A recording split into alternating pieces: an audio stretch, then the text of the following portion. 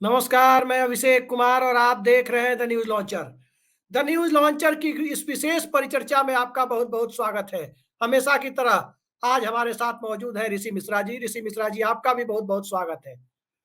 दरअसल जिस विषय पर हम चर्चा करने जा रहे हैं उस विषय को लेकर पटना से लेकर दिल्ली तक हड़कंप मचा हुआ है और वो मुद्दा है बिहार के मुख्यमंत्री नीतीश कुमार का। जमीयते उलेमा हिंद दिल्ली में एक बड़ा कार्यक्रम कर रही है। अरशद मदनी साहब के नेतृत्व में वो कार्यक्रम चल रहा है वक्फ संशोधन बिल के खिलाफ। संयोगवश आज ही जगदम्बिका पाल की अध्यक्षता वाली संसदीय समिति वक्फ बोर्ड के मुद्दे पर विचार के लिए, वक्फ संशोधन बिल के मुद्दे पर विचार के लिए बैठक भी कर रही है। और इस बीच एक बड़ी खबर आई कि बिहार के मुख्यमंत्री नीतीश कुमार पटना में जमीयते उलेमा हिंद की वक्फ संशोधन बिल के खिलाफ होने वाली रैली में पार्टिसिपेट करेंगे। और ये दावा है जमीयते उलेमा हिंद का कि नीतीश कुमार ने सहमति दे दी है इसमें शामिल होने के लिए।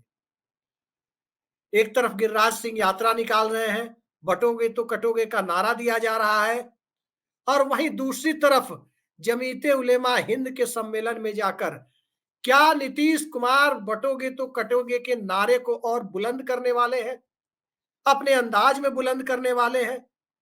आपको सुनकर आश्चर्य हो रहा होगा कि जमीयते उलेमा हिंद के बैठक में यदि नीतीश कुमार जाते हैं, जो जमीयत का दावा है, तो क्या वहां बटोगे तो कटोगे का नारा भला वो कैसे लगाएंगे। तो दरअसल बिहार में नीतीश कुमार का सबसे बड़ा आधार वोट जो है वो अति पिछड़ा वोट बैंक है। अति पिछड़ा वोट बैंक 24% बहुसंख्यक समुदाय में है, तो तकरीबन 12.5% अल्पसंख्यक समुदाय में है, और इन दोनों का कुल जोड़ 36.5% होता है। और जिस इलाके में गिरिराज सिंह ने हिंदू स्वाभिमान यात्रा निकाली थी उसे जनता दल यूनाइटेड के भीतर इस तरह से देखा गया कि यह जेडीयू के वोट बैंक को, यानी अति पिछड़ा वोट बैंक को सांप्रदायिकता के आधार पर विभाजित कर जेडीयू को मटियामेट करने की तैयारी हो रही है। उधर चंद्रबाबू नायडू के प्रतिनिधि भी दिल्ली में जमीयते उलेमा हिंद की बैठक में पहुंचे, सरकार के कान अलग खड़े हैं। और इधर बिहार के मुख्यमंत्री नीतीश कुमार 24 नवंबर को जमीयत के दावे के मुताबिक पटना में होने वाली रैली में शिरकत करने वाले हैं। वैसे नीतीश कुमार कहते भी हैं कि देश के सर्वोच्च पद की आकांक्षा रखने वाले व्यक्ति को टोपी भी पहननी पड़ती है और टीका भी लगाना पड़ता है। क्या ऋषि जी, ऐसा नीतीश जी ने कहा था ना। अब हम सीधे ऋषि जी के पास ही चलते हैं। ऋषि जी, दिल्ली की धड़कनें बढ़ी हुई है, नायडू ने प्रतिनिधि भेज ही दिया अपना, और नीतीश कुमार 24 तारीख को यदि जमीयत का दावा सही है तो उसके सम्मेलन में वक्फ संशोधन बोर्ड के खिलाफ होने वाली रैली में पहुंचने वाले हैं। ध्यान रखिए, एक रोचक वाकया ऋषि जी के जवाब के पहले आपको बता दूं। 21 मार्च 1994 को पटना में कुर्मी चेतना रैली हुई थी मिलर हाई स्कूल में, और नीतीश कुमार उसमें जाने के लिए तैयार नहीं थे। कहा जाता है कि बड़ी मान मनोवल लालू यादव ने की कि अरे भाई जाइए वहां पर, आप हमारी पार्टी के लोकसभा में उपनेता हैं, आप जाइए, जनता दल संसदीय दल के आप उपनेता हैं, आप जाइए। जनता दल के मुख्यमंत्री थे लालू यादव। और जब वहां उन्होंने जाकर भीड़ देखी तो जिस प्रकार का तंज बिहार सरकार के ऊपर वहां कसा था, उसी वक्त लोगों को लग गया था ये क्या, जिन्होंने मान मनोबल कर भेजा। नीतीश कुमार जातीय सम्मेलन में जाते नहीं थे, लेकिन जिन्होंने बड़ी मान मनोबल से भेजा, वहां जाकर के नीतीश कुमार ने एक ऐसा रुख दिखा दिया जो रुख 21 मार्च के ठीक 3 महीने बाद 21 जून को दिल्ली में जनता दल जॉर्ज यानी समता पार्टी के पूर्व अवतार के रूप में सामने आया था। तो ऋषि मिश्रा जी, सीधे बताइए हमारे दर्शकों को कि नीतीश कुमार 24 तारीख को यदि पहुंचते हैं जैसा जमीयत का दावा है, तो नरेंद्र मोदी सरकार की स्थिरता पर इस पर कितना असर पड़ना है, और बिहार में क्या बाजी पलटने की शुरुआत 23 नवंबर को जो काउंटिंग होगी, तो क्या 24 नवंबर से हो रही है। और इसी के साथ एक सवाल और नथी कर देते हैं कि क्या 24 नवंबर की तारीख पटना में नीतीश कुमार की सहमति से रखी गई है कि 23 को काउंटिंग हो जाए तो महाराष्ट्र और झारखंड का ट्रेंड मिल जाए कि देश की जनता भाजपा के खिलाफ जा रही है कि नहीं जा रही है। इसीलिए तो नीतीश कुमार की सहमति से ही तो 24 की तारीख नहीं रखी गई है। जी, हो दोनों सकता है। सवालों का आपका जवाब। देखिए, हो सकता है राजनीति में पर्दे के पीछे क्या होता है ये आप सब जानते हैं। और नीतीश कुमार अपने शर्तों पे राजनीति करने वाले नेताओं में से एक है। चाहे वो जिस गठबंधन में रहे हो। हम्म, यदि नीतीश कुमार के इतिहास को देखेंगे, करीब 15-20 सालों के उनके राजनीतिक इतिहास को देखेंगे, चाहे वो किसी एनडीए गठबंधन में हो या इंडिया गठबंधन में हो, वो अपना अलग स्टैंड लेते रहे हैं, चाहे वो राष्ट्रपति का चुनाव हो या किसी बिल का मामला हो। और आज जिस प्रकार से उन्होंने स्टैंड लिया है, एक तरह से उन्होंने केंद्र सरकार को, खासकर नरेंद्र मोदी सरकार को आईना दिखाने का काम किया है। आप क्यों ना अपने केंद्रीय मंत्री को फ्री हैंड दे सीमांचल में हिंदू मुस्लिम करने के लिए। हम आपके साथ रहेंगे, लेकिन जो मेरा अपना स्टैंड है ट्रिपल सी, यानी ट्रिपल सी में एक कम्युनलिज्म का भी जो लेकर जो स्टैंड है नीतीश कुमार का, उस स्टैंड पे नीतीश कुमार कायम है। और यदि 24 नवंबर को नीतीश कुमार जाते हैं जमीयत की बैठक में, तो ये क्लियर मैसेज है। और मैंने आपको कल भी कहा था, कई बार कहा है कि इन दो घटकों के बदौलत केंद्र की सरकार है। चंद्रबाबू नायडू का रुख आपने देख ही लिया, और नीतीश कुमार के बारे में जो खबर आ रही है, तो ये स्थिति जो है सामान्य ये डेवलपमेंट नहीं है। और इसको समझने के लिए थोड़ा आपको 2 दिन पहले जाना होगा। अभी जनता दल यू ने जो अपने आगामी विधानसभा चुनाव को लेकर जो टीम बनाई है, इसमें एक 4-5 प्रमुख जो लोग हैं, और ये जो प्रमुख लोग हैं जिनका ऐसा कहा जाता है, उसमें से 1-2 ऐसे लोग हैं जिनके बारे में कहा जाता है कि वो वर्तमान में नरेंद्र मोदी के बहुत ही दुलारे हैं। दुलारे इतने हैं कि नरेंद्र मोदी अपने वाले सोफा पे उनको बैठाते हैं। अमित शाह जो सबसे भरोसेमंद लेफ्टिनेंट है, वो दूसरे सोफे पे बैठते हैं, लेकिन नीतीश मोदी वाले सोफा पे वो सांसद, वो मंत्री बैठते हैं। इतना प्यार क्यों? तब जब कुछ दिन पहले ही ललन सिंह ने पार्लियामेंट पर, नाम ले लिया मैंने, चलिए नाम आ ही जाता है, कि पार्लियामेंट में जब वो इंडिया गठबंधन में थे, नरेंद्र मोदी अमित शाह को किस प्रकार से ललकारा था पार्लियामेंट में। कुछ दिनों में ऐसा क्या हुआ कि वो ललन सिंह आंख के तारे हो गए, और ललन सिंह जो केंद्र में मंत्री हैं, उनको ललन सिंह नंबर 2 के नेता हैं जेडीयू में, प्रोमिनेंट नेता हैं, बड़े रणनीतिकार हैं, अच्छा खासा विधायकों का समर्थन है उनके पास। ऐसे व्यक्ति को चुनावी अभियान को लेकर 4-5 कमेटियां बनी है, उस कमेटी में ललन सिंह का नाम न होना, तो बहुत कुछ आप समझने की जरूरत है। और नीतीश कुमार ने स्टैंड लेकर, यही ललन सिंह ने पार्लियामेंट में कहा था कि वक्फ बोर्ड जो वक्फ संशोधन बिल है, उसके साथ जेडीयू पूरे मजबूती के साथ है, और तमाम बड़े बड़े तर्कों को उन्होंने रखा था। आज क्या हो गया? उसके बाद जेडीयू ने डिजॉन कर दिया था उसको, उनके मैं वही सवाल आपको समझाने का प्रयास कर रहा हूं। नीतीश कुमार उन लोगों से कैसे डिस्टेंस बना रहे हैं जो इन दिनों नरेंद्र मोदी या अमित शाह के दुलारे हैं, उनके दरबार में अपनी प्रासंगिकता बढ़ाया है। हालांकि संजय झा भी इस कड़ी में है, लेकिन संजय झा का रोल कुछ और है। वो नीतीश कुमार और बीजेपी के बीच में एक सेतु का काम कर रहा है। तो ये समझने की जरूरत है। यदि 24 तारीख को जाते हैं, और आपने बहुत आपकी पत्रकारिता का मैं तो फैन रहा ही हूं, और आज भी ऑन कैमरा मैं कह रहा हूं कि आपने कैसे इसको डिकोड किया कि इतने तारीख को रिजल्ट आएंगे, उसके बाद ही ये रखा गया है। नहीं, मैंने इस आधार पे डिकोड किया ऋषि जी, इसके बारे में मेरे पास कोई इनपुट नहीं है। पहली बात, नहीं इनपुट नहीं है, लेकिन एक पत्रकारिता, जब कोई रैली होती है, मैं इनपुट की बात नहीं कर रहा हूं। एक मिनट ऋषि जी, एक मिनट। जैसे कोई देशव्यापी आंदोलन होता है या रैली होती है किसी मुद्दे पर, किसी के खिलाफ, तो 20 दिन का गैप नहीं रखा जाता है, 21 दिन का गैप, की 3 नवंबर को दिल्ली में और 24 नवंबर को पटना में।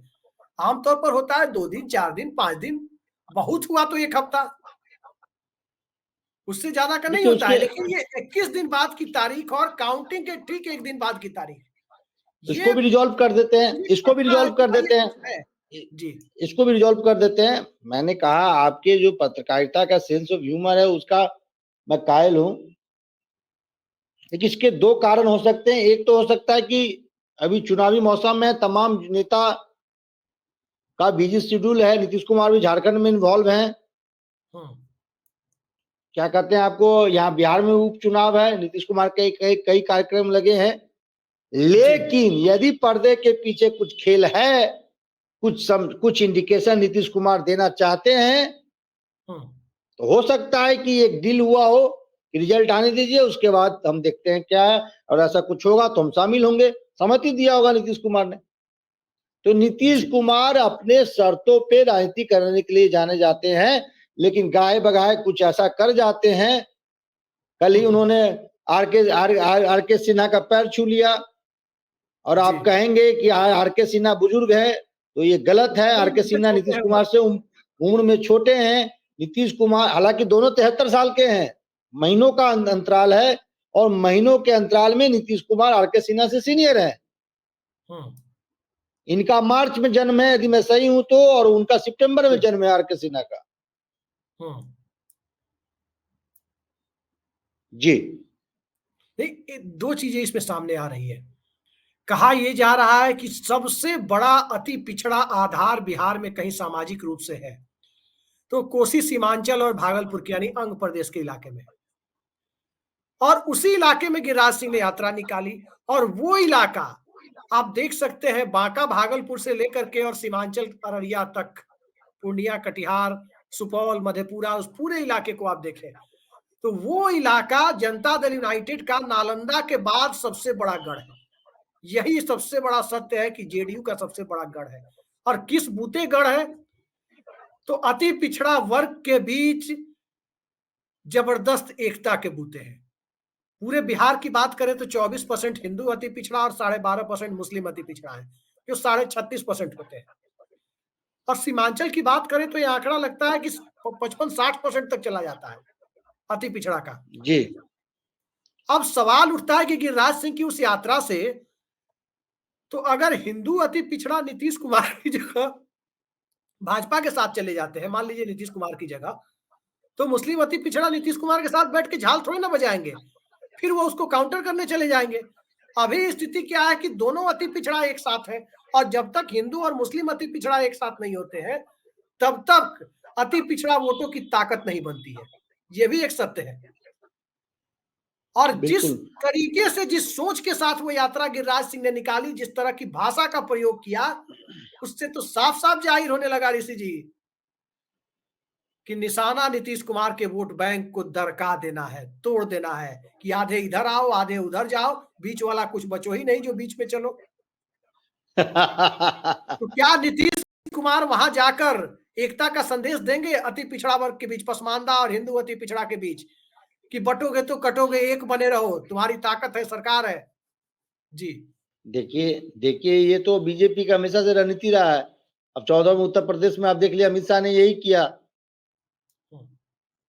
ये बीजेपी की हमेशा से रणनीति रही है।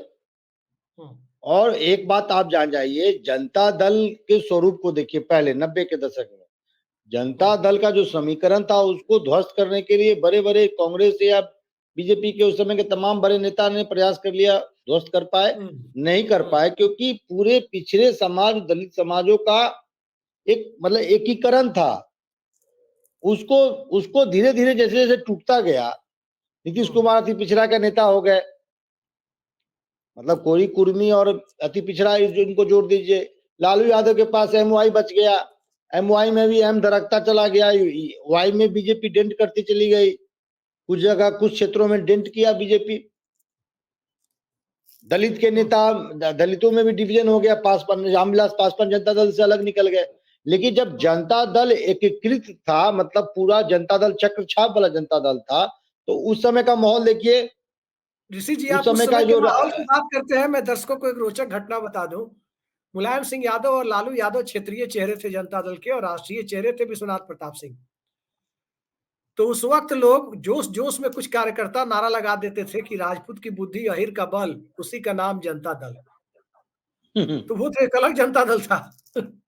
हाँ, मैं वही चीज कह रहा हूँ। देखिए लालू बिहार की राजनीति में प्रासंगिक क्यों रहे, कि उनके साथ उस समय नीतीश कुमार भी थे, उनके साथ उस समय रामविलास पासवान भी थे, मतलब पूरा जनता दल का जो स्वरूप था, जैसे जैसे जनता दल में डिवीजन होता गया, एक जमाने में हम लोग क्या क्या क्या कहते हैं कि लालू यादव जो है गरीबों के नेता थे, लेकिन गरीबों में जैसे जैसे रिजोल्यूशन होता गया, डिकोड होता गया, कोई अति पिछड़ा का नेता हो गया, कोई दलितों का नेता हो गया, कोई कोई कोई मतलब कोई कुर्मी का नेता हो गया, तो आज लालू यादव के पास वोट बैंक है, लेकिन इतना वोट बैंक नहीं है कि वो सीटों में कन्वर्ट हो सके, एक मैजिक फिगर में कन्वर्ट हो सके ताकि वो सत्तासीन हो सके। तो ये बात बीजेपी समझती है, या तो नीतीश कुमार उनको चाहिए, या नीतीश कुमार का जो वोट बैंक है वो अपने तरफ खींच ले। और कैसे खींचेंगे, आपने बिल्कुल सही कहा, गिरिराज सिंह, अब अति पिछड़ा को हिंदू का पाठ पढ़ाइए, हिंदू और हिंदुत्व खतरे में है। और तो मैं तो बार बार कहता हूं, आप इतने हिंदू के और हिंदुत्व के हिमायती हैं, तो छपरा क्यों नहीं गए जहां 60 से 70 हिंदू दलितों का जहरीली शराब पीने से मौत हो गई थी। वहां तो आप उस परिवार, हिंदू गरीब दलित हिंदू परिवार के आंसू पोंछने नहीं गए, आप तो सीमांचल गए जहां आपको फ्रिक्शन पैदा करना था समाज में।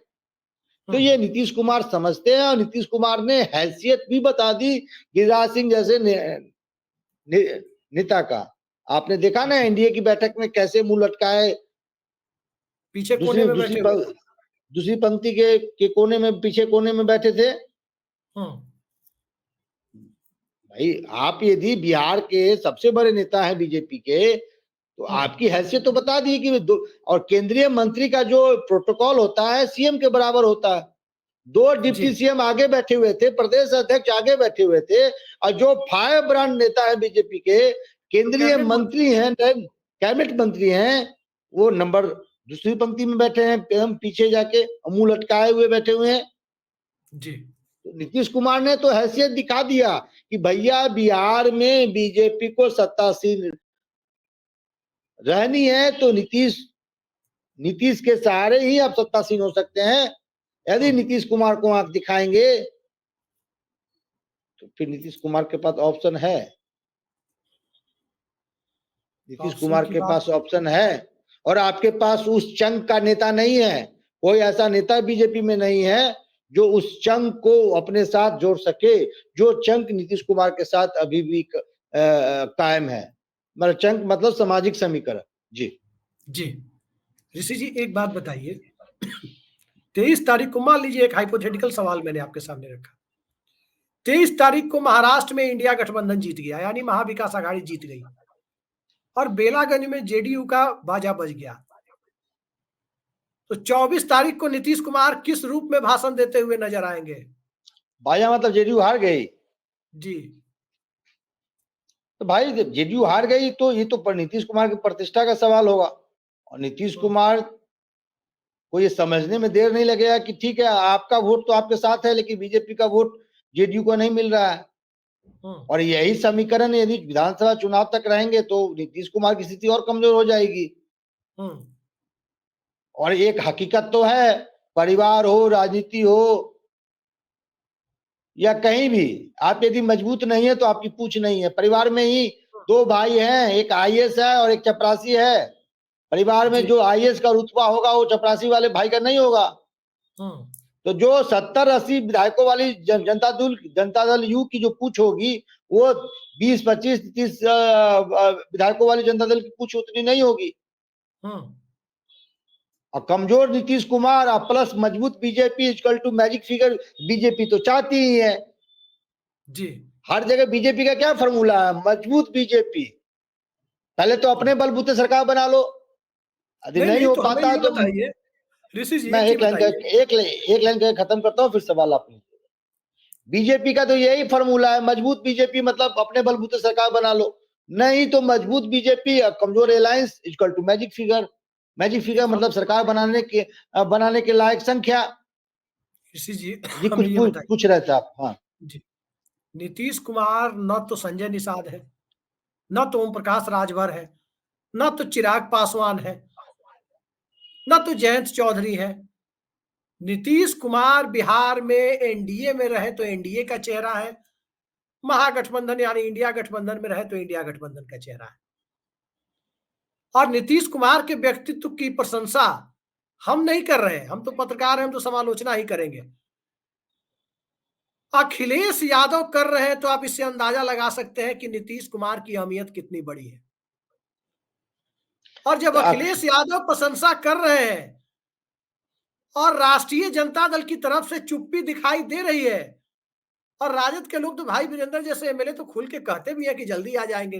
अखिलेश यादव भी यूपी में कहते हैं कि खुल के आ जाएंगे, जल्दी आ जाएंगे। सीधा हमारे दर्शकों को बताइए, 24 नवंबर से बिहार में बाजी पलटने की शुरुआत होगी, या बाजी पलटने की पटकथा जो लिखी जा रही है उसका क्लाइमेक्स होगा? देखिए, एक बात आप थोड़ा, मैं आपको आपके सवाल से इतर जवाब देना चाहूंगा। हम्म, नीतीश कुमार चाहते तो आज वो देश के प्रधानमंत्री हो। हम्म, जिस प्रकार से चर्चा था लोकसभा चुनाव से पूर्व की फूलपुर से चुनाव लड़ेंगे, और जी, अखिलेश यादव यूं ही प्रशंसा नहीं कर रहे हैं। हम्म, उत्तर प्रदेश के, खासकर पूर्वांचल की राजनीति में कुर्मी वोट बहुत ही निर्णायक है। Number 6% one. के करीब। नंबर दो, नीतीश कुमार के सहारे ही केंद्र की सत्ता है।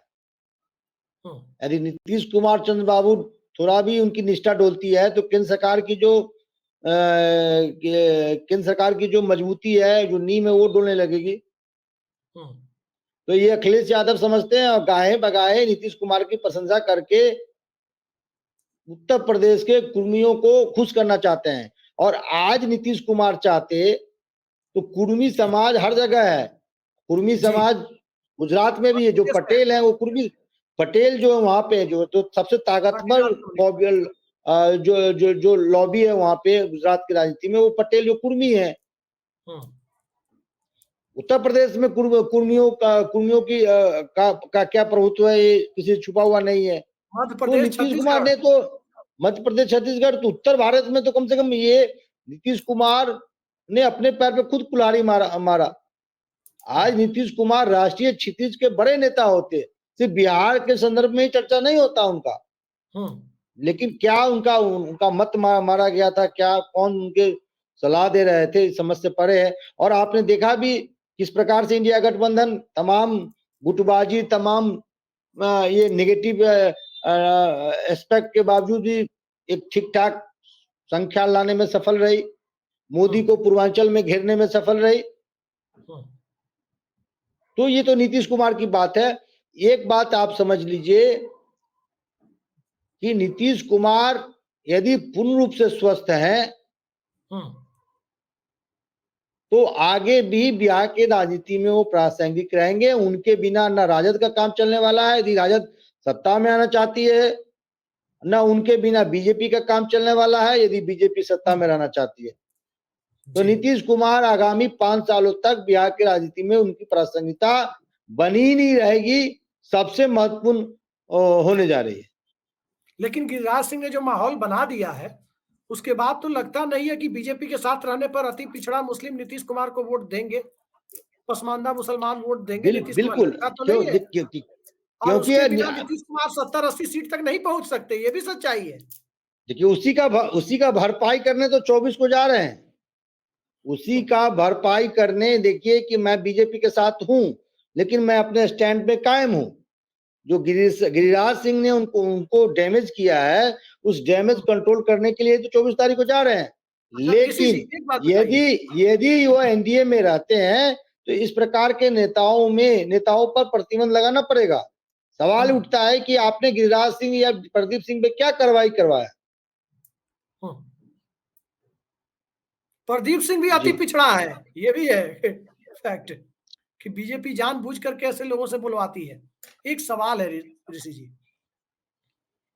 दिवंगत कॉमेडियन जी, राजू श्रीवास्तव का एक आइटम आपने देखा होगा कि कहीं विस्फोट हुआ, बम विस्फोट, तो वहां पर पत्रकार हमारे जैसे पहुंच गए माइक लेकर के, एक आदमी से पूछ रहे हैं कि भाई बम फटा तो कैसा लगा? हम्म, तो कहते हैं कि बम पहले मेरे पास आए और बोले कि मैं बम हूं, आप कहें तो फट लूं, तो मैंने कहा कि लो मैं भाई फट लो। मैं फटना तो क्या चाहता हूं। नीतीश कुमार वही कहने जा रहे हैं अति पिछड़ा वो जमीयत के सम्मेलन में वक्फ के मुद्दे पर, हम्म, कि हाँ भाई मैं आपका हम्म, नेता हूं, अति पिछड़ा वर्ग के लिए मैंने काफी कुछ किया है, भारतीय जनता पार्टी के साथ मैं फेडअप हो गया हूं, आप हम्म। कहो तो मैं वहां से अलग हो जाऊं। यही कहने तो नहीं जा रहे हैं उसी अंदाज में। मैंने बम वाला देखिए उदाहरण वो दिया आपको। ये ये देखिए, हर आदमी, हर व्यक्ति, यदि आप ही पॉलिटिशियन होते तो अपना जो आधार है, आपकी जो पहचान है, आपका जो बेस है, उसको तो आप मेंटेन करेंगे ना। ये तो नहीं चाहेंगे कि कोई ऐसा व्यक्ति आए जो आपके आधार को, आप जो आधार वोट है या सामाजिक समीकरण है उसमें सेंध लगा दे।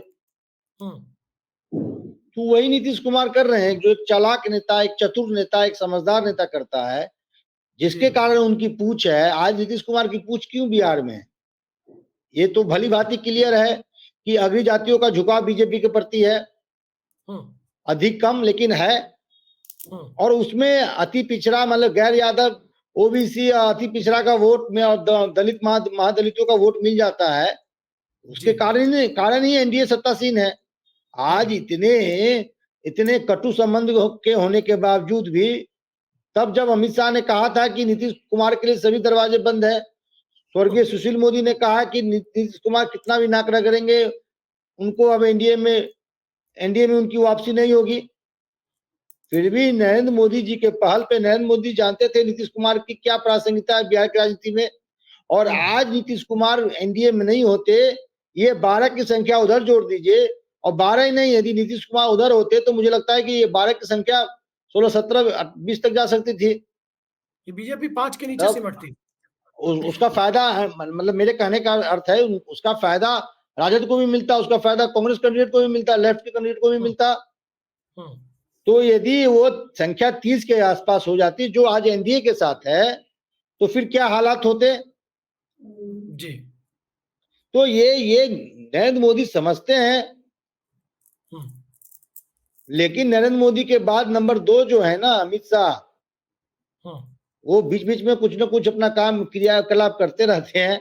नरेंद्र मोदी समझते हैं, और नरेंद्र मोदी समझते तो बहुत कुछ है, लेकिन ये भी चाहते हैं कि बिहार में नीतीश कुमार की जगह भाजपा का मुख्यमंत्री बैठ जाए पाटलिपुत्र में। अरे चाहते तो हम भी हैं राष्ट्रपति बन जाए। समझते हैं। चलिए, आज चाहते तो हम भी हैं, चाहते तो हम भी हैं कि प्रधानमंत्री राष्ट्रपति बन जाए। मिश्रा राष्ट्रपति प्रधानमंत्री बनना चाहते हैं, ऋषि मिश्रा। चलिए, चाहने आखिरी से नहीं सवाल होता हमारे दर्शकों को, ऋषि जी एक लाइन में बताइए, महज 3 हफ्ते बचे हुए हैं, 20 दिन बचे हुए हैं, 3 हफ्तों से भी कम का वक्त बचा हुआ है। 23 तारीख को मतगणना, 2 राज्यों और कई राज्यों के उपचुनाव की, वायनाड की लोकसभा सीट की, और 24 तारीख को नीतीश कुमार के बारे में जो खबर है कि वो जमीयत उलेमा हिंद की पटना बंद कमरे के सम्मेलन में नहीं, रैली में जाने वाले हैं। तो रैली के मंच पर, जमीयत के मंच पर जब नीतीश कुमार होंगे, तो सियासत की दशा और दिशा कैसा भूकंप लेकर आएगी, कैसा राजनीतिक भूकंप लेकर आएगी। पहला देखिए, पहला तो विपक्ष बहुत मजा लेगा, इंडिया गठबंधन बहुत मजा लेगा। मजा बीजेपी का भी लेगा और जेडीयू का भी लेगा, कि जेडीयू में खुद ये अंडरस्टैंडिंग नहीं है कि क्या स्टैंड लेना है। अब इनके केंद्रीय मंत्री पार्लियामेंट में कुछ और बोल देते हैं, और जो पार्टी के अध्यक्ष है, मुख्यमंत्री हैं, जो सर्वा है, कुछ और स्टैंड लेते हैं। तो मजा तो इंडिया गठबंधन के जो प्रवक्ता है, या टीवी डिबेट में जब ये प्रोग्राम होंगे इस डेवलपमेंट के बाद, तो मजा तो खूब लेंगे जी। और नीतीश कुमार ये मैसेज देना चाहेंगे उस मंच से, मेरे हिसाब से।